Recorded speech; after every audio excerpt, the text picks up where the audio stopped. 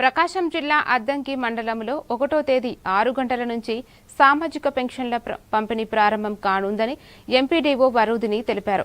మండలంలోని 6,815 మంది లబ్ధిదారులకు 2.91 కోట్లకు పైగా పెన్షన్ నగదు నేరుగా ఇళ్ల వద్దే అందజేయనున్నట్లు చెప్పారు. లబ్ధిదారులు తమ నివాసాల వద్దే అందుబాటులో ఉండాలని, 300 మీటర్లకు మించి వెళ్లి పెన్షన్ తీసుకోవడం నిబంధనలకు విరుద్ధమని ఆమె స్పష్టం చేశారు. మన మండలంలో 6,815 పెన్షన్స్ ఉన్నాయి. 2,91,47,000 రూపాయలు పంపిణీ చేయడం జరుగుతుంది. సిబ్బంది అందరూ మీ ఇండ్ల దగ్గరికే వస్తారు కాబట్టి మీరు అందుబాటులో ఉండి ఉదయాన్నే ఎర్లీగా తీసుకోవాల్సిందిగా కోరుతున్నాం. అట్లాగే వేరే చోట నుంచి తీసుకోవడం నేరం, 300 మీటర్లు దాటి ఇండ్లు దాటి వెళ్ళకూడదు అని చెప్తున్నారు. అందుకని మీరు మీ ఇళ్ల వద్దే తీసుకోవాల్సిందిగా కోరుతున్నాం.